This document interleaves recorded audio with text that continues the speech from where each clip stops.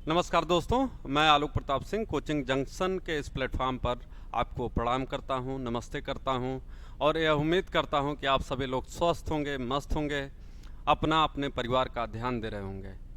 और इस महामारी के दौर में एक चीज़ जो सबसे प्रमुख है कि कहीं न कहीं हम पढ़ाई लिखाई से दूर ना हों। एक सबसे बड़ी चुनौती है कि बचते बचाते हुए अपने स्वास्थ्य का ध्यान देते हुए हमें पढ़ना पढ़ाना भी है।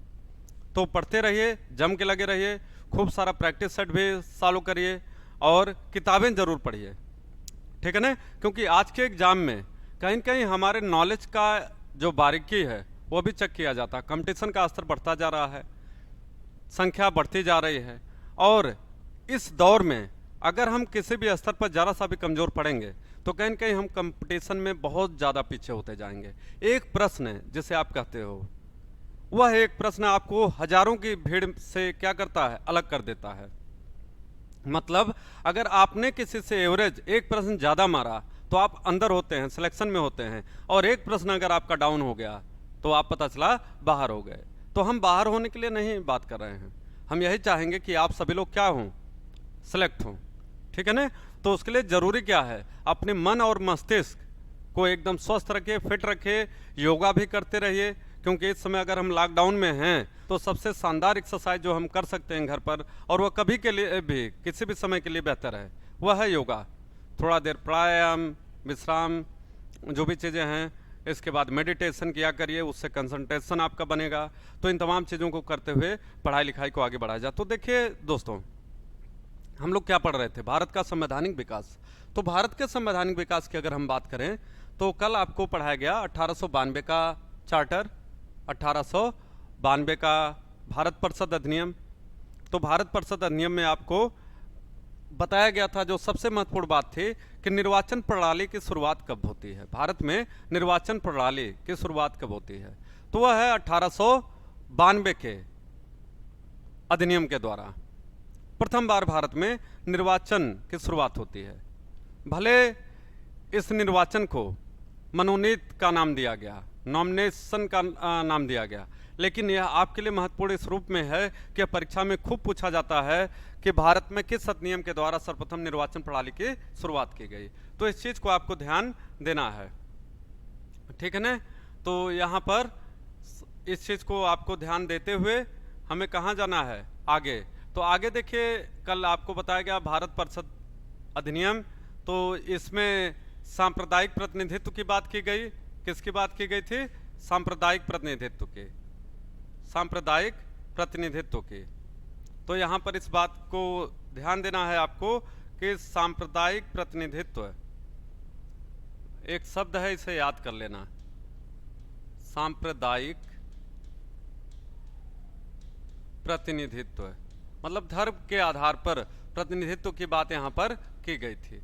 और हमने अब भी बताया कि अंग्रेजों की एक बहुलक्षी योजना का हिस्सा था, जो क्या थी कि बांटो और राज करो, बांटो और राज करो, डिवाइड एंड रूल, जो लॉर्ड कर्जन के समय में ही जिसके नींव पड़ गई थी 1905 में, जब आपका बंगाल का विभाजन हुआ, जब आपका मुस्लिम लीग का गठन हुआ 1906 में, और जब 1907 में जाकर के सूरत बंटवारा होता है, ठीक है ना, सूरत विभाजन जिसे बताया गया। तो इन चीज़ों को एक रिवीजन करते हुए भी आपको देना है, ध्यान देना है। और 1909 में क्या होता है, मुसलमानों के लिए पृथक निर्वाचन की व्यवस्था की गई। क्या कहा गया था? मुसलमानों के लिए पृथक निर्वाचन की व्यवस्था की गई थी, ठीक है, मुसलमानों के लिए पृथक मताधिकार एवं निर्वाचन की बात की गई थी, ठीक है। तो इस चीज को भी आपको ध्यान देना है, पृथक मताधिकार एवं पृथक निर्वाचन किसके लिए? मुसलमानों के लिए, ठीक है। तो कहने का मतलब है कि अंग्रेज यह चाह रहे थे कि कहीं न कहीं भारतीयों में जो राष्ट्रवाद की भावना पनप रही है, यह कभी अंग्रेजों के लिए एक बहुत बड़ी चुनौती के रूप में न उपलब्ध हो। तो उस चीज को समाप्त करने के लिए इन्होंने यहाँ पर क्या किया, एक पृथक निर्वाचन की शुरुआत की, मुसलमानों के लिए आरक्षण दिया और ऐसे क्षेत्रों का निर्धारण किया कि जहां पर चुनाव कौन लड़ सकता था? केवल मुसलमान, ठीक है ना।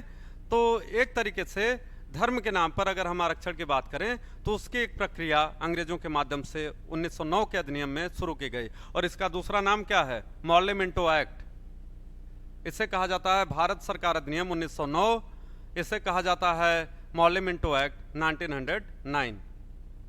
ठीक है ना? तो इस चीज को भी आपको ध्यान देना। फिर यहाँ पर बहुत सारे कमेंट लोगों ने किया, तो के मुंशी साहब ने क्या कहा था कि इन्होंने उभरते हुए प्रजातंत्र को मार डाला। कौन? अंग्रेजों ने, ब्रिटिश साम्राज्य ने उभरते हुए प्रजातंत्र को, भारत में जो लोकतंत्र का विकास हो रहा था उसको उन्होंने क्या किया? मार डाला। ठीक है। फिर लॉर्ड मार्ले को एक लेटर लिखते हुए लॉर्ड मिंटो ने क्या कहा था? लॉर्ड मिंटो ने लेटर लिखा किसको? लॉर्ड मार्ले को, और क्या कहा? हम नाक के दांत बो रहे हैं, हम नाक के दांत बो रहे हैं, और इसका फल जो है भीषण होगा। ठीक है। मतलब कि नाक का मतलब यहाँ कोबरा से होता है, तो आप जानते हैं कितना खतरनाक होता है। तो कोबरे का काटा हुआ बचने के चांसेस कहा जाता है कि रेयरेस्ट ऑफ द रेयर होता है। ठीक है ना? बहुत जहरीला सांप होता है। तो उसके विषय में लॉर्ड मिंटो ने खुद लॉर्ड मार्ले को जब पत्र लिखा तो यही चीज स्वीकार की है उसमें। इसके बाद मजुमदार साहब ने टिप्पणी करते हुए क्या कहा कि 1909 के सुधार केवल चंद्रमा की चांदनी के समान है। 1909 के सुधार केवल चंद्रमा की चांदनी के समान है, मतलब कि इसका कोई फ्यूचर नहीं है, भारतीय इसे स्वीकार नहीं करेंगे। Indians are not going to accept it for a longer period of time. ठीक है ना? तो कहने का मतलब है कि यह सारी चीजें अगर आप देखते हैं यहाँ पर, तो 1909 का जो अधिनियम था यह कहीं न कहीं लोकप्रिय अधिनियम के रूप में नहीं माना गया। लोकप्रियता इसकी बढ़ी, लेकिन किस रूप में? क्योंकि यह बहुत विवादास्पद, कंट्रोवर्शियल एक्ट के रूप में जाना जाता है। ठीक है ना? तो इस चीज को आपको यहां पर ध्यान देना है।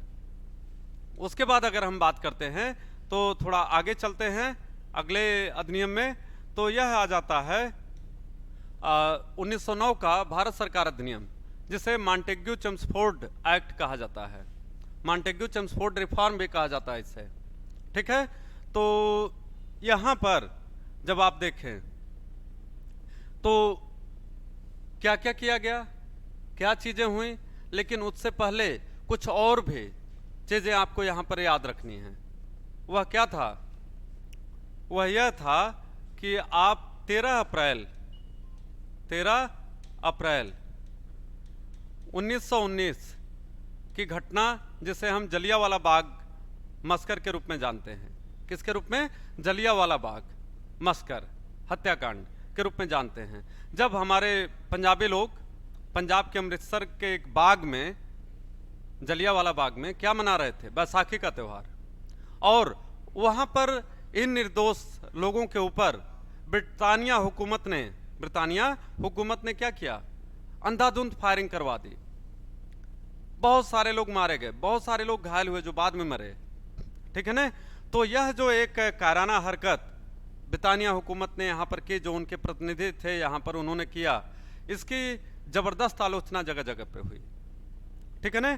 तो इसको सुधारने के लिए 1909 में मॉन्टेग्यू चेम्सफोर्ड एक्ट जो है यह है भारत में लाया गया। ठीक है। और फिर से 1909 के एक्ट में सुधार करते हुए हम कह सकते हैं कि आगे बढ़ाया हुआ एक कदम था ब्रिटिश हुकूमत के द्वारा। लेकिन उस यहां जाने से पहले एक चीज और ध्यान दीजिएगा कि 1914 से लेकर के और 1918 तक यह है प्रथम विश्व युद्ध का दौर भी रहा, जहां पर ब्रिटेन एक मुख्य कर्ता के रूप में, मुख्य एक्टर के रूप में पार्टिसिपेट किया हुआ था।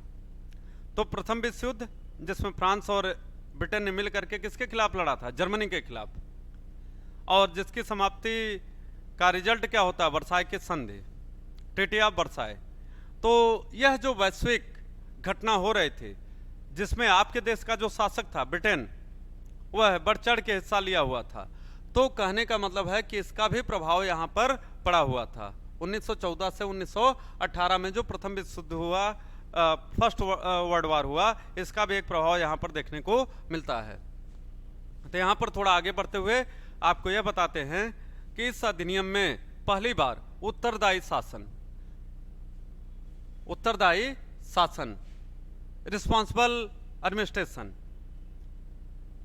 की बात यहां पर की गई। ठीक है ना। उत्तरदायी शासन शब्द का प्रयोग किया गया प्रथम बार स्पष्ट रूप से भारत सरकार अधिनियम 1909 के अंतर्गत, जिसमें भारत में तनावपूर्ण वातावरण को कुछ समय के लिए क्या बताया गया, शांत बना दिया। जो एक तनावपूर्ण वातावरण बना हुआ था इसको इन्होंने शांत करने का काम किया। लेकिन कुछ और चीजें भी भारत में हुई थी जिसका यहां पर असर दिख रहा है। वह क्या हुआ था? वह है, ध्यान से देखिएगा, 1916 के लखनऊ अधिवेशन में, लखनऊ अधिवेशन में नरम और गरम दल दोनों एक हो गए। 1907 में 1907 में जो नरम और गरम दल का बंटवारा हुआ था, कांग्रेस दो धड़ों में बट गई थी, दो ग्रुप में बट गई थी, वह यहां पर क्या हो गया, फिर से एक हो गए। नरम और गरम दल मिल गए थे। तो अंग्रेजों को कहीं न कहीं यह मैसेज गया था कि भारतीय फिर कहीं न कहीं जाकर के क्या हो रहे हैं, यूनाइट हो रहे हैं। और साथ ही साथ 1917 में आप देखेंगे रौलट एक्ट, जिसमें नो अपील, नो दलील, नो वकील का कंसेप्ट दिया गया। कोई वकील नहीं होगा, कोई अपील नहीं की जाए, कोई दलील नहीं दी जाएगी।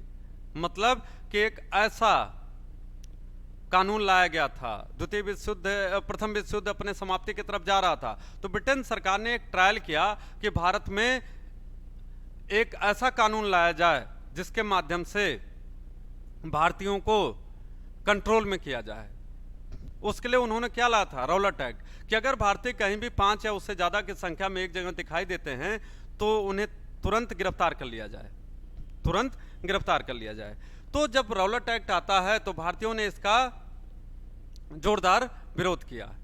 ठीक है, क्योंकि इसको क्या कहा गया, कोई अपील नहीं, कोई दलील नहीं, कोई वकील नहीं, कहीं भी किसी को गिरफ्तार किया जा सकता था।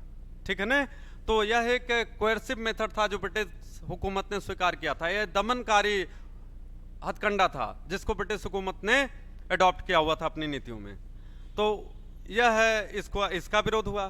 फिर हमने कहा लखनऊ अधिवेशन में 1916 में ही गरम और नरम दल क्या हो गए थे, एक साथ हो गए थे, यूनाइट हो गए थे। ठीक है, तो उसका भी असर यहां पर दिखता है। फिर आगे देखते हैं कि प्रांतों में आंशिक उत्तरदायी शासन तथा द्वैध शासन की स्थापना की गई। 1858 में द्वैध शासन की समाप्ति कर दी गई। सबसे पहले ध्यान से देखिए, 1784 में पिट्स इंडिया एक्ट के तहत, पिट्स इंडिया एक्ट में द्वैध शासन प्रणाली की शुरुआत हुई। फिर 1858 में द्वैध शासन की समाप्ति हुई, द्वैध शासन की समाप्ति हुई। ठीक, द्वैध शासन की समाप्ति हुई। फिर यहां पे कह रहा है कि प्रांतों में 1919 में यह प्रारंभ हो गया, द्वैध शासन प्रारंभ हो गया, डायरार्की प्रारंभ हो गई। ठीक है ना। तो आप देखिए कई बार द्वैध शासन प्रणाली समाप्त की गई, फिर इसको प्रारंभ किया गया। ठीक है ना। तो यह एक क्रम चलता रहा। तो यहां पे कह रहा है प्रांतों में आंशिक उत्तरदायी शासन तथा द्वैध शासन की स्थापना की गई। इस चीज को याद रखिएगा। प्रांतों में द्वैध शासन कब लागू किया गया, तो कह रहा है कि भारत सरकार अधिनियम 1909 में। यह कई बार पूछा गया, आपके एग्जाम के लिए बहुत महत्वपूर्ण है, कई बार मैंने कहा यह पूछा जा चुका है। फिर आगे, इस अधिनियम के अनुसार सभी विषयों को केंद्र तथा प्रांतों में बांट दिया गया है। इस अधिनियम के द्वारा कह रहा है सभी विषयों को केंद्र तथा प्रांतों में बांट दिया गया। यह है, आपको याद रखना है, इस अधिनियम के द्वारा कई विषयों को केंद्र और प्रांतों में बांट दिया गया। आगे क्या कह रहा, केंद्रीय सूची में क्या क्या विषय थे, विदेशी मामले, फॉरेन मैटर्स जो होते थे, रक्षा विभाग था, डिफेंस सेक्टर था, डाक तार था, पोस्टल डिपार्टमेंट जिसे हम कहते हैं, और सार्वजनिक ऋण मतलब बैंकिंग। यह कहां थी, केंद्रीय सूची में। यह कहां थे, केंद्रीय सूची में। इसके बाद प्रांतीय सूची में क्या क्या था, स्थानीय स्वशासन, शिक्षा, चिकित्सा, भूमिकर, जल संभरण, अकाल सहायता, अकाल सहायता, कृषि व्यवस्था आदि, यह सब प्रांतीय सूची में थे। तो केंद्रीय सूची में क्या था, फिर से एक बार देख लीजिए, विदेशी मामले थे, रक्षा था, डाक तार था, सार्वजनिक ऋण था। और प्रांतीय सूची में अगर हम बात करें तो स्थानीय स्वशासन, शिक्षा, चिकित्सा, भूमि कर, जल संभरण, अकाल सहायता और कृषि व्यवस्था आदि कहाँ पे थे, तो कह रहा है कि यह प्रांतीय सूची में थे। ठीक है, तो दो सूचियां बनाई गई, एक केंद्रीय सूची और एक प्रांतीय सूची। ठीक है, तो इस चीज को आपको याद रखना है। और आगे कह रहा है कि इस अधिनियम के तहत केंद्र में द्विसदनीय व्यवस्था की गई, मतलब bicameral legislature was introduced at union. Bicameral legislature was introduced at central union. केंद्र में द्वैध शासन प्रणाली की शुरुआत, द्विसदनात्मक व्यवस्था की व्यवस्था की गई। जैसे आज भी आप देखिए द्विसदनात्मक है, लोकसभा और राज्यसभा दो सदन है ना केंद्र में, तो वैसे ही उस समय भी केंद्र में द्विसदनात्मक व्यवस्था का उपबंध किया गया। फिर कह रहा है एक सदन राज्य परिषद तथा दूसरे को केंद्रीय विधानसभा कहा जाता था। क्या कहा जाता था, केंद्रीय विधानसभा। एक को कहा गया राज्य परिषद, स्टेट काउंसिल, और दूसरे को क्या कहा गया, central legislative assembly, central legislative assembly. वही जो बाईकैमरल लेजिस्लेचर है, यह दोनों के नाम हैं, दोनों सदनों के, लोकसभा और राज्यसभा। तो इसको ऐसे कर दे, राज्यसभा जो उच्च सदन था तो राज्य परिषद कहा गया, और दूसरा जो है केंद्रीय विधानसभा जिसे हम लोकसभा के नाम से जानते हैं, इसका उपबंध यहां पर किया गया। ठीक है ना, आगे देखते हैं थोड़ा सा आगे।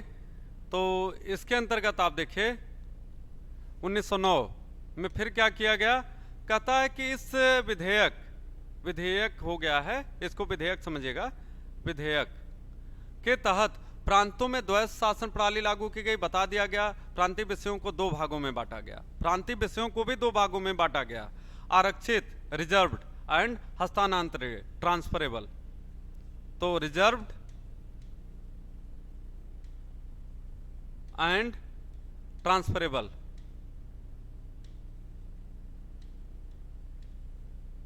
ठीक है ना, दो विषय बनाए गए, आरक्षित और हस्तांतरणीय। आरक्षित विषयों पर प्रशासन गवर्नर अपने उन पार्षदों की सहायता से करता था जिन्हें वह मनोनीत करता था, तथा हस्तांतरित विषयों का प्रशासन निर्वाचित सदस्यों के द्वारा किया जाता था। मतलब जो ट्रांसफरेबल सब्जेक्ट थे वह इलेक्टेड मेंबर्स के द्वारा किया जाता था, और जो आरक्षित थे वह गवर्नर खुद अपने परिषद में जिन्हें मनोनीत करता था उनके माध्यम से शासन करता था। तो यह बहुत महत्वपूर्ण है आपके लिए यह जानना कि आरक्षित विषय क्या है और हस्तांतरणीय विषय क्या है। फिर केंद्रीय सूची और प्रांतीय सूची में विषय क्या क्या थे। ठीक है, तो फिर प्रांतों में द्वैध शासन की शुरुआत जो है 1919 के अधिनियम के द्वारा किया गया, यह है आपको याद रखना है। उत्तरदायी शासन की बात की गई, केंद्र में बाईकैमरल लेजिस्लेचर की शुरुआत की गई 1909 के अधिनियम के द्वारा। तो यह तमाम चीजें हैं जिन्हें आपको क्या करना है, याद रखना है। ठीक है ना। फिर कह रहा है 1919 के अधिनियमों द्वारा पंजाब में सिखों को कुछ प्रांतों में यूरोपियनों, एंग्लो इंडियनों को तथा भारतीय ईसाइयों को पृथक प्रतिनिधित्व दिया गया। 1909 के अधिनियम द्वारा पंजाब में सिखों को, 1919 के अधिनियम द्वारा पंजाब में सिखों को, 1919 के अधिनियम द्वारा पंजाब में सिखों को, ठीक है, प्रांतों में यूरोपियनों को, अंग्रेजों को मतलब, फिर एंग्लो इंडियंस को तथा भारतीय ईसाइयों को पृथक प्रतिनिधित्व दिया गया। मतलब 1909 में जो बात की गई थी आरक्षण की, वह कहीं न कहीं 1919 में भी उसे बरकरार रखने की कोशिश की गई और इसका और विस्तार किया गया, इसका और विस्तार किया गया। तो 1909 में शुरुआत हुई जो मुसलमानों के लिए था, लेकिन यहाँ आकर के सिखों के लिए, ईसाइयों के लिए, एंग्लो इंडियंस के लिए, सबके लिए आरक्षण की व्यवस्था यहाँ पर की गई। ठीक है ना, तो इस चीज को आप याद रखिएगा।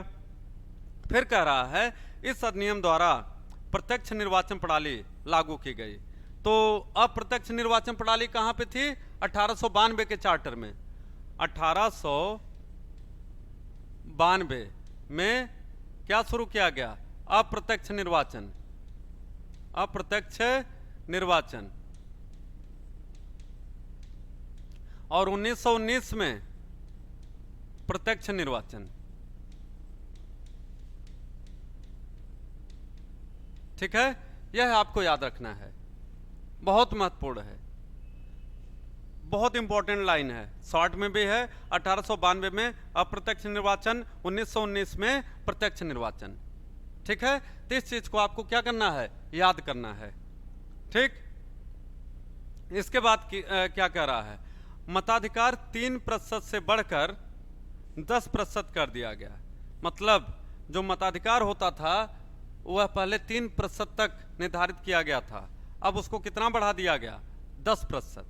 ठीक है ना, ताकि लोगों के प्रतिनिधित्व की संख्या बढ़ाई जा सके।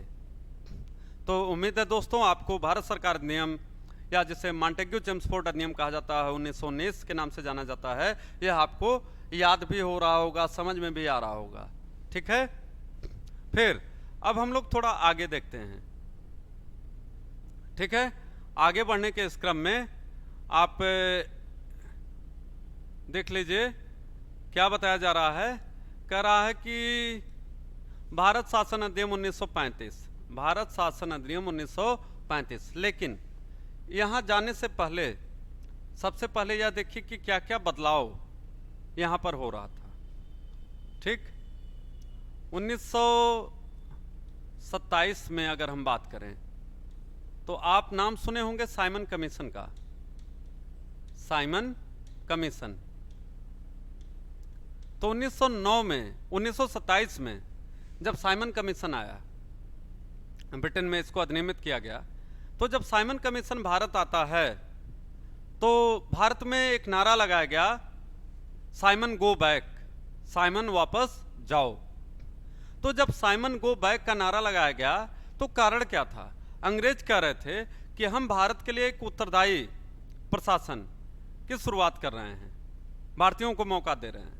लेकिन भारतीयों ने यह आरोप लगाया कि कौन सा उत्तरदायी शासन आप हमको दे रहे हो भैया, कौन सा उत्तरदायी शासन आप हमको दे रहे हो भैया?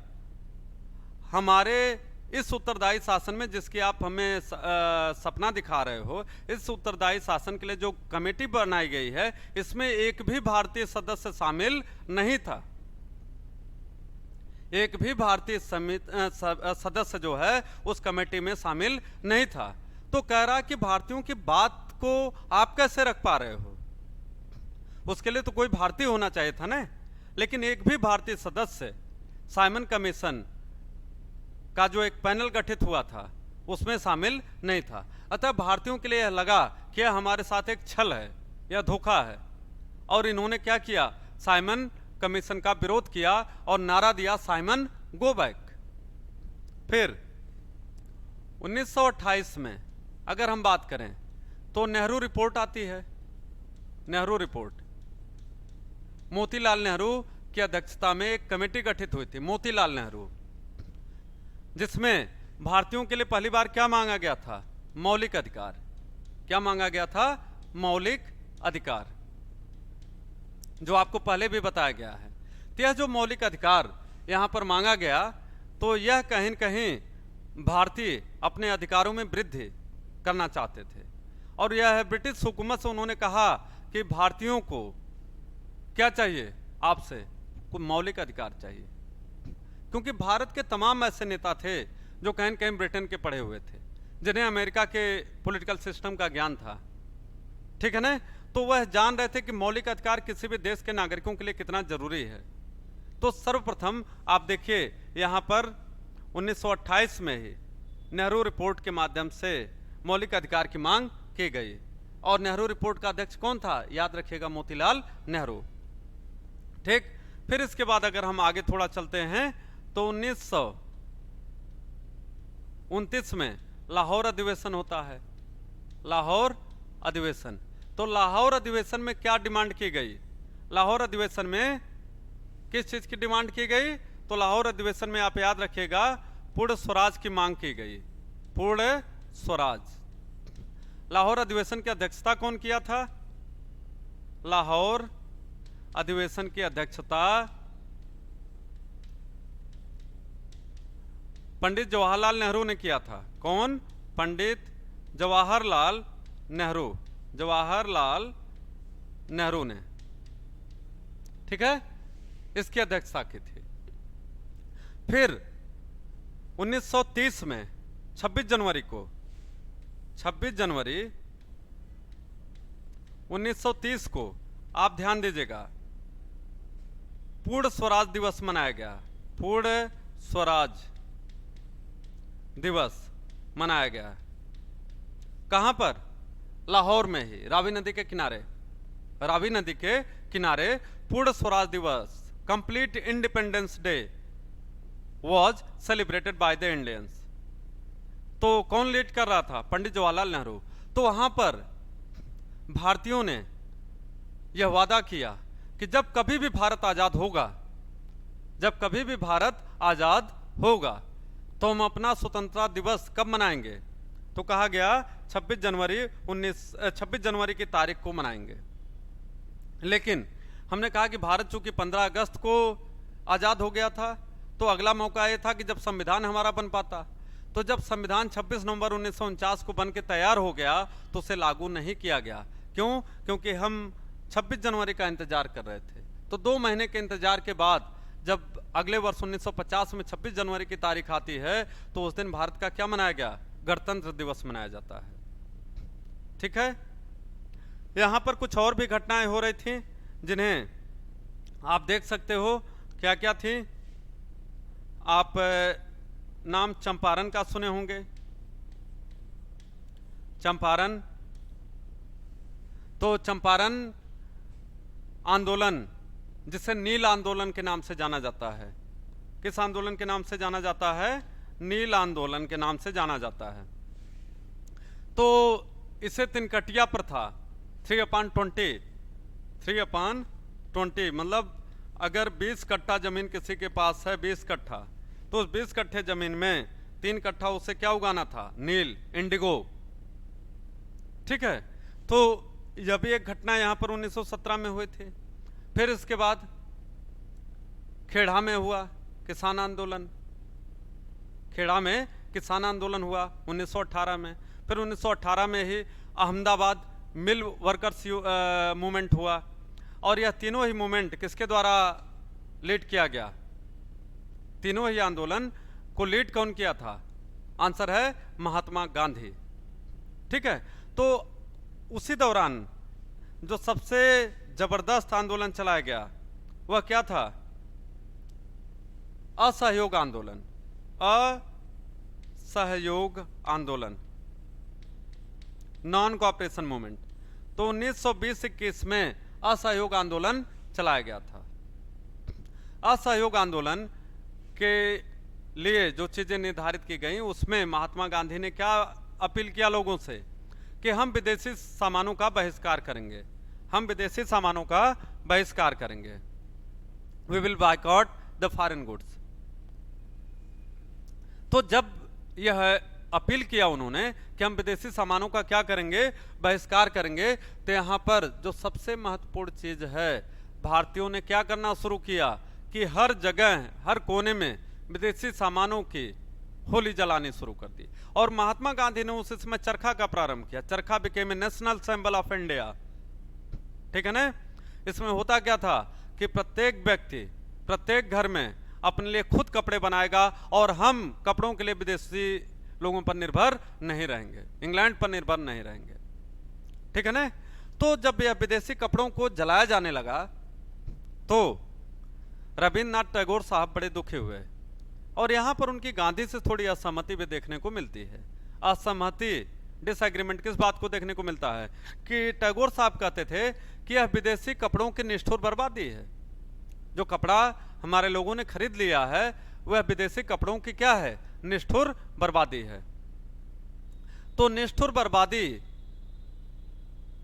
यह कोटेशन आपसे बहुत पूछा जाता है कि किसने 1920-21 के असहयोग आंदोलन में जो विदेशी कपड़े जलाए गए उसको निष्ठुर बर्बादी के रूप में देखा। तो आंसर होगा आपका रविंद्रनाथ टैगोर। ठीक है, किंतु गांधी का यह आंदोलन जो है सत्य और अहिंसा, सत्य और अहिंसा पर आधारित था। ठीक है, लेकिन होता क्या है, 1922 में चौरी चौरा की घटना हो जाती है। चौरी चौरा घटना 1922 में। चौरी चौरा जगह आप जानते हैं, गोरखपुर। यहां पर भारतीयों ने क्या किया या आंदोलनकारियों ने क्या किया, जो पुलिस स्टेशन था उसको आग के हवाले कर दिया, उसको लूट लिया, बहुत सारे हथियार वहां लूटे और वहां जो भी पुलिसकर्मी थे उनकी हत्याएं भी कर दी। महात्मा गांधी इस बात को लेकर के आहत हुए कि हम अहिंसक आंदोलन की बात कर रहे थे और इन लोगों ने, हमारे ही आंदोलनकारियों ने क्या कर दिया, हिंसा फैलाना शुरू कर दिया है। अतः 1922 में चौरी चौरा की घटना के बाद महात्मा गांधी ने असहयोग आंदोलन वापस ले लिया। यह प्रश्न आपसे बहुत बार पूछा जाता है कि किस घटना के बाद महात्मा गांधी ने असहयोग आंदोलन वापस लिया। आपका आंसर क्या होगा, चौरी चौरा की घटना के बाद। चौरी चौरा की घटना के बाद महात्मा गांधी ने असहयोग आंदोलन क्या कर लिया, वापस ले लिया। एक और प्रश्न जो यहां मिस हो गया, अभी आपको याद दिलाना है कि रविंद्रनाथ टैगोर ने किस पुरस्कार को जलियांवाला बाग हत्याकांड के बाद अंग्रेजों को वापस कर दिया। या रविंद्रनाथ टैगोर ने जलियांवाला बाग हत्याकांड के बाद किस पुरस्कार को वापस किया? तो आंसर होगा नाइटहुड। क्या होगा, नाइटहुड की उपाधि जो है, इसको रविंद्रनाथ टैगोर ने जलियांवाला हत्याकांड के बाद वापस कर दिया। ठीक है, और एक चीज और कि रविंद्रनाथ टैगोर को नोबेल पुरस्कार कब मिला था, यह भी याद रखिएगा, 1913 में। 1913 में इन्हें क्या मिला था, नोबेल पुरस्कार। और नोबेल किस बात का, साहित्य का। इनकी कौन सी पुस्तक थी, गीतांजलि। गीतांजलि, ठीक है, इसके लिए इन्हें नोबेल पुरस्कार मिला हुआ था। यह चीजें मैं आपको यहां क्यों बता रहा हूं 1935 के अधिनियम से पहले, यह इसलिए बता रहा हूं कि भारत में जो राजनीतिक परिवर्तन हो रहे थे, जो सामाजिक आंदोलन हो रहे थे, जो राजनीतिक आंदोलन हो रहे थे, जो आर्थिक आंदोलन हो रहे थे, जो भारतीयों के अधिकार के लिए आंदोलन हो रहे थे, वह आपको जानना जरूरी है। उसी के बाद आपको यह समझ में आएगा 1935 का जो भारत सरकार अधिनियम है यह आपके लिए क्यों महत्वपूर्ण है। ठीक है ना। और ध्यान से देखिए 1935 के भारत सरकार अधिनियम की जो खास बात है वह यह है कि आज का जो भारतीय संविधान आप देखते हो, यह भारतीय संविधान, इसमें जो 395 अनुच्छेद आपको दिखते हैं, इसमें 200 से ज्यादा अनुच्छेद कहां से लिए गए हैं, तो कहता है कि भारत सरकार अधिनियम 1935 से। यह कहां से लिए गए हैं, भारत सरकार अधिनियम 1935 से वर्तमान भारतीय संविधान के 200 से ज्यादा अनुच्छेद लिए गए हैं। ठीक है, इसके बाद कुछ और घटनाएं भी हैं, उसको पढ़ने के बाद ही हमने कहा कि हम लोग आगे थोड़ा सा बढ़ेंगे। ठीक, तो वह क्या है,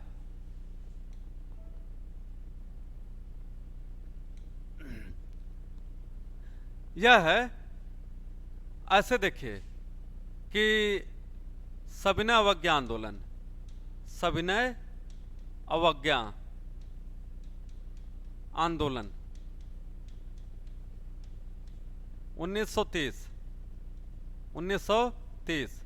जिसको कहा जाता है civil disobedience movement, civil disobedience movement. इसे नमक सत्याग्रह भी कहा जाता है। इसी का नाम क्या है, नमक सत्याग्रह, नमक सत्याग्रह, सॉल्ट सत्याग्रह। इसी को दांडी मार्च भी कहा जाता है। क्या कहा जाता है, दांडी मार्च, दांडी मार्च, इसी को। ठीक है, अब आपको यह ध्यान देना है कि इसकी शुरुआत कब होती है। इसकी शुरुआत होती है 12 मार्च 1930 से 12 मार्च 1930 से 6 अप्रैल 6 अप्रैल 1930, ठीक है। यह दांडी मार्च का कार्यकाल है। यह गुजरात में होता है, ठीक है। और यह किसके लिए होता है? जब अंग्रेजों ने जो हमारी मूलभूत आवश्यकताओं में से एक नमक है, इसको जो है, इसके रेट को, इसकी कीमत को जो है बढ़ा दिया। यह बहुत महंगा हो गया। तो जब यह बहुत ज्यादा महंगा हो गया, तब उस दौरान जो है महात्मा गांधी ने कहा कि हम अंग्रेजों का नमक नहीं खाएंगे। कोई भी भारतीय अंग्रेजों का पैदा किया हुआ नमक नहीं खाएगा, हम खुद अपना नमक पैदा करेंगे। और तब उन्होंने साबरमती से आंदोलन शुरू किया, और कहां तक? दांडी तक। और इसी को क्या कहा गया? नमक सत्याग्रह। इसी को दांडी मार्च कहा गया।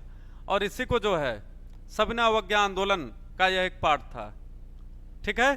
तो इसको भी आप याद रखिए कि यह हमारे आपके लिए कितना महत्वपूर्ण है, ठीक है ना।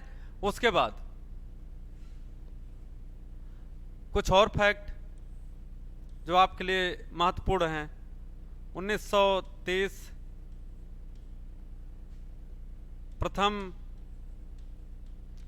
गोलमेज सम्मेलन होता है, गोलमेज सम्मेलन, यह याद रखिएगा। 1931 द्वितीय गोलमेज सम्मेलन,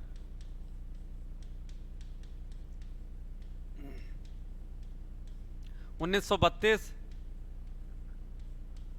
यह तृतीय, यह है तृतीय गोलमेज सम्मेलन।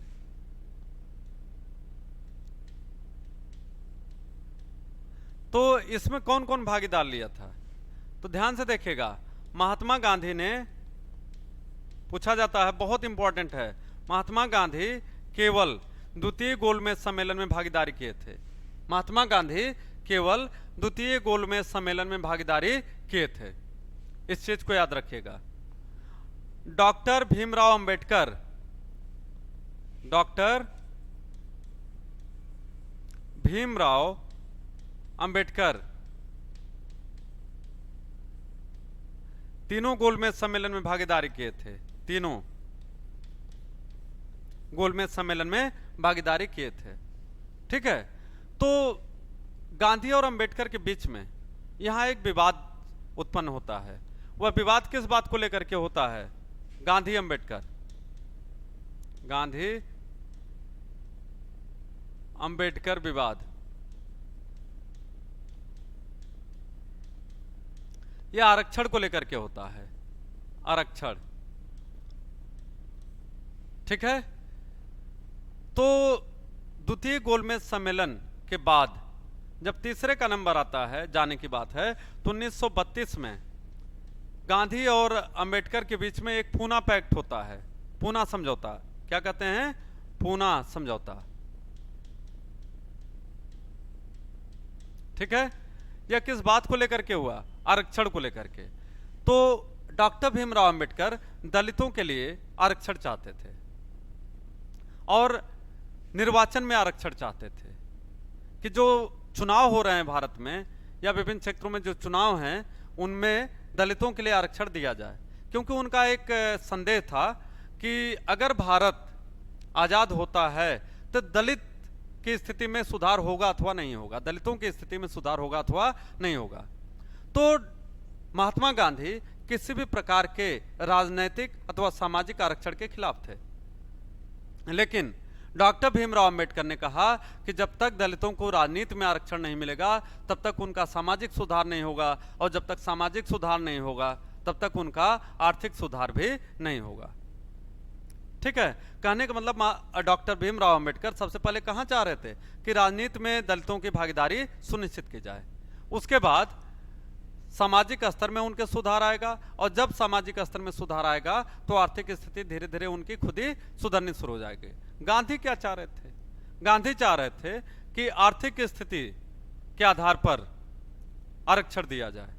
जब आर्थिक स्थिति सुधरेगी तो उनका सामाजिक स्तर सुधरेगा, और यह सब जब सुधरेगा तो राजनीतिक स्थिति भी उनकी सुधरेगी। तो कुल मिलाकर के दोनों लोगों में विवाद हो गया, और उस विवाद के परिणाम स्वरूप महात्मा गांधी तृतीय गोलमेज सम्मेलन में भागीदारी नहीं करते हैं। यह भी बात आपको याद रखनी है।